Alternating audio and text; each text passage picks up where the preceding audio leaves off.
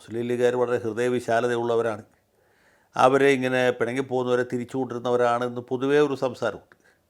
അത് ഒരു ചെറിയ പരിധി വരെ ശരിയുമാണ്. പണ്ട് കെ മുരളീധരൻ പോയപ്പോഴും അദ്ദേഹത്തെ ആനയിച്ചു കൊണ്ടുവന്നത് മുസ്ലിം ലീഗുകാരാണ്. പക്ഷേ അതിൻ്റെ ഫലം വിപരീതമായിരുന്നു. കെ കരുണാകരൻ DIC ഇട്ട് പോയിട്ട് വന്ന ആളുകളെയൊക്കെ കോൺഗ്രസ്സുകാർ വോട്ട് ചെയ്ത് തോൽപ്പിച്ചു, കോൺഗ്രസ്സുകാരെ DICക്കാർ വോട്ട് ചെയ്ത് തോൽപ്പിച്ചു. അതുകൊണ്ട് അതിൻ്റെ റിസൾട്ട് കാറ്റസ്ട്രോഫിക് ആയിരുന്നു. എങ്കിൽ പോലും ചെയ്യിച്ചത് ലീഗാണ്. അതുമാത്രമല്ല, ഇപ്പോൾ ഞാൻ നേരത്തെ പറഞ്ഞില്ലേ, ജോസ് കെ മാണി എം മാണി ഉള്ള സമയത്ത് മാണി ഗ്രൂപ്പുകാരെ ഒന്ന് തെറ്റിപ്പിരിച്ച് പോയതാണ്. അന്ന് ലീഗ് മുൻകൈ എടുത്തിട്ടാണ് അവർ തിരിച്ചു കൊടുത്തത്. അതിന് ഫലമായിട്ട് പ്രത്യുപകാരമായിട്ട് കോൺഗ്രസിൻ്റെ രാജ്യസഭാ സീറ്റ് ജോസ് കെ മാണി കൊടുക്കേണ്ടതെന്ന് മാത്രമേ ഉള്ളൂ.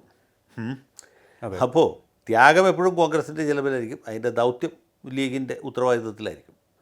അത് നല്ല സുഖമുള്ള കാര്യമല്ലേ. ഇപ്പം നമ്മൾ പഴനിമലയ്ക്ക് പോകും. പഴനിമലയിൽ എന്താണ് മറ്റേ ശയനപ്രദക്ഷിണം നടത്താം. ഞാൻ പോകുമ്പോൾ ഞാൻ ശയനപ്രദക്ഷിണം നടത്താമെന്ന് എന്താണ് നേർച്ച ചേർന്നിട്ട് ഞാൻ പോവുകയാണെങ്കിൽ കുഴപ്പമില്ല. എൻ്റെ അയൽവക്കക്കാരനെ കൊണ്ട് ശയനപ്രദക്ഷിണം നടത്തിക്കാം എന്ന് ഞാൻ നേർച്ച ചേർന്ന് എങ്ങനെ ഇരിക്കും? അതിൻ്റെ ഗുണം കിട്ടുന്നത് എനിക്കും, ശയനപ്രദക്ഷിണം നടത്തുന്ന അയൽവക്കാരൻ. ഇതാണ് ലീഗിൻ്റെ മനസ്സ്.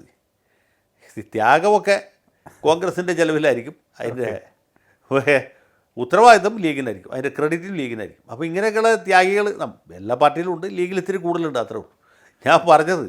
അപ്പോൾ ഇങ്ങനെയൊക്കെയുള്ള പല നാടകങ്ങളുണ്ട്. പക്ഷേ ഇതിൽ യഥാർത്ഥ പ്രശ്നം എന്താ വെച്ചാൽ, ലീഗിന് ഇതിൻ്റെ അകത്ത് ഒരു താല്പര്യം, ഒന്ന് UDFൻ്റെ വിജയം ഉറപ്പാക്കുക എന്നുള്ളതാണ്. ഒന്നും കൂട്ടിയാൽ രണ്ടാകും എന്ന തിയറി അനുസരിച്ച് ഇപ്പോൾ ഈ ജോസഫ് ഗ്രൂപ്പ് ഇവിടെ ഉണ്ട്, മാണി ഗ്രൂപ്പ് കൂടി വന്നാൽ നെയ്യപ്പത്തിന് നെയ്യ് അധികമായതുകൊണ്ട് സ്വാദ് കുറയുകയില്ല എന്ന തിയറി വേണമെങ്കിൽ പറയാം.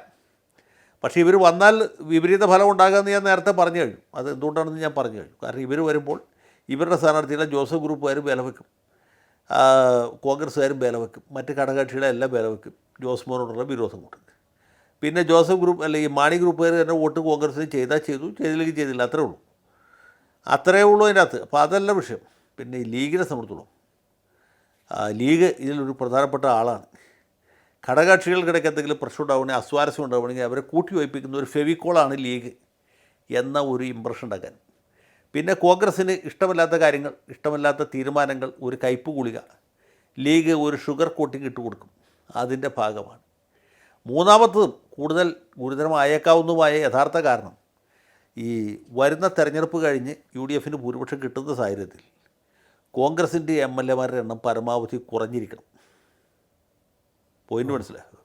ഓക്കെ അങ്ങനെ ഒരു ലക്ഷ്യമുണ്ട്. ലീഗിന് ഏറ്റവും കൂടിയാൽ 19 സീറ്റ് അല്ലെങ്കിൽ 20 സീറ്റിലേ ജയിക്കാൻ പറ്റുള്ളൂ. 140 20 സീറ്റ് കൊണ്ട് വലിയ അത്ഭുതങ്ങളൊന്നും നടത്താൻ പറ്റില്ല.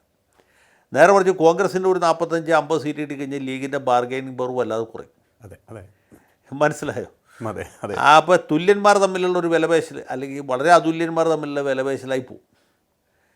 ആ ഒരു സാഹചര്യം ഒഴിവാക്കണമെങ്കിൽ എന്ത് ചെയ്യണം? കോൺഗ്രസിൻ്റെ MLAമാരുടെ എണ്ണം കുറയണം. മാണി ഗ്രൂപ്പിൻ്റെ അല്പം കൂടിയാലും കുഴപ്പമില്ല. അപ്പോൾ രണ്ടുപേർ കൂടി ചേർന്നിട്ട് വിലപേശാം.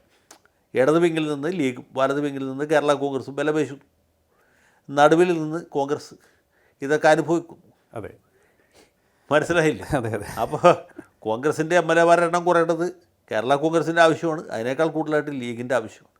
എന്നാലേ ഇവരുടെ കൈയിട്ട് വാരൽ അഥവാ അവരുടെ പേശി ബലം കുറയുകയുള്ളൂ. അപ്പോൾ അങ്ങനെയാണ് അതിൻ്റെ ഉദ്ദേശം. അപ്പോൾ ഇങ്ങനെയൊക്കെയുള്ള പല ഉദ്ദേശങ്ങളുണ്ട്. നമ്മൾ വിചാരിക്കുന്ന പോലെ ലളിതമായിട്ടുള്ളൊരു കാര്യമേ അല്ല ഈ തെരഞ്ഞെടുപ്പ് രാഷ്ട്രീയം.